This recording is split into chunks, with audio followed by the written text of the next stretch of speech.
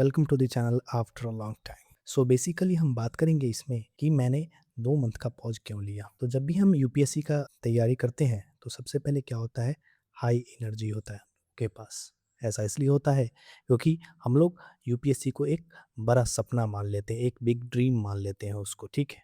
जिसके कारण हमारे पास एंडलेस मोटिवेशन होता है।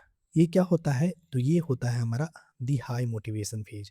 इसमें हम किसी भी चीज़ को खुद से करना चाहते हैं, I want to do this.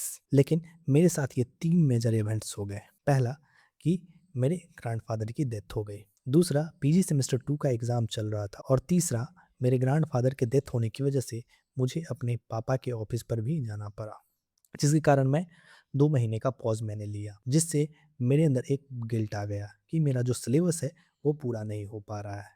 और साइकोलॉजी के अनुसार गिल्ट जो है एक टेरिबल मोटिवेटर है, ठीक है? ये आपको एक पुश तो देगा कि आप शुरुआत करो, लेकिन आप थोड़े ही दिनों बाद क्या हो जाओगे, एग्ज़ॉस्ट हो जाओगे।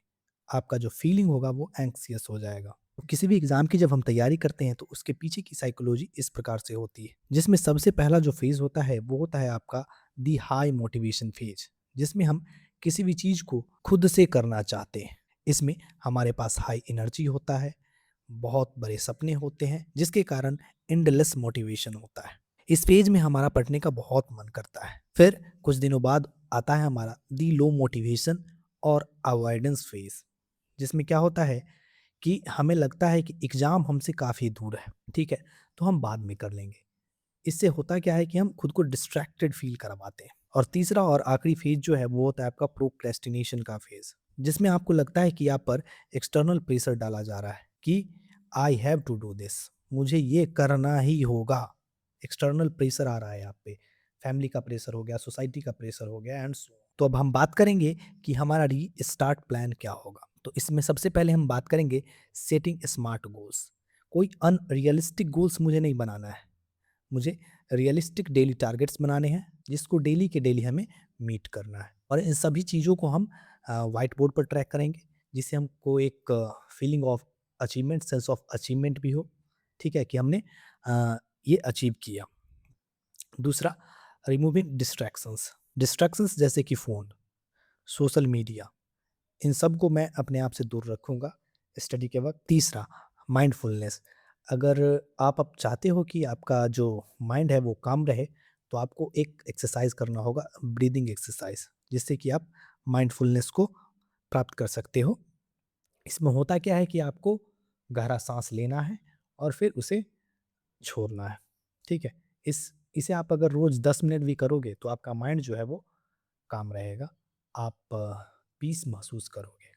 धीरे-धीरे आप इसे बढ़ा भी सकते हो। कम से कम इसे अगर आप रोज़ 30 मिनट्स करने लगोगे, तो आप बहुत ही अच्छा फ़ील करोगे। चौथा, लर्निंग फ्रॉम माय मिस्टेक्स।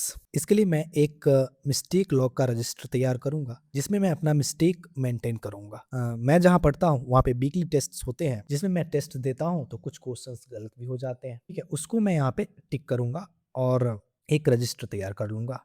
मैं अपना स्लीप साइकिल फिक्स करूँगा कि मुझे 8 घंटे सोना है, इतना बजे उठना है, इतना बजे सोना है, ठीक है? इसका भी मैं रजिस्टर में ही नोट डाउन करूँगा। तीसरा, मैं किसी भी स्ट्रैटेजी को बार-बार नहीं बदलूँगा। सबसे पहले मैं 1 महीने का स्ट्रैटेजी बनाऊँगा, ठीक है? उस 1 महीने के दौरान जो-जो मिस्टेक्स हुई हैं, उसे मैं इस मिस्टेक लॉग के रजिस्टर में मेंटेन करूँगा, ठीक है? इन सभी चीज़ों को करने के बाद मंथली चेक-इन्स, यानी कि मंथ के आखिरी में मैं देखूँगा कि मैंने जो टेस्ट में गलत किए थे, वो क्या-क्या गलत किए थे, उसको मैं रिवाइज़ कर लूँगा। मेरा स्लीप साइकिल ठीक हुआ या नहीं, वो मैं देखूँगा और जो मैं स्ट्रैटेजी बनाया था इस महीने के लिए, वो स्ट्रैटेजी काम किया या नहीं, या पिछले मिस्टेक्स को देखकर आगे का मेरा क्या स्ट्रैटेजी होगा, उस पर मैं काम करूँगा। फाइनल थॉट्स यही है कि मैं अपने पास्ट को फ़ॉरगिव करता हूँ और आज पर फ़ोकस करता हूँ। अगर आप सभी लोगों को भी ये फ़ील हुआ हो कभी ना कभी, तो आप फिर से मेरे साथ रीस्टार्ट कर सकते हो अपनी यूपीएससी जर्नी का। अगर आपके कुछ थॉट्स हैं, तो आप नीचे कमेंट में लिख सकते हो। Thank you for watching.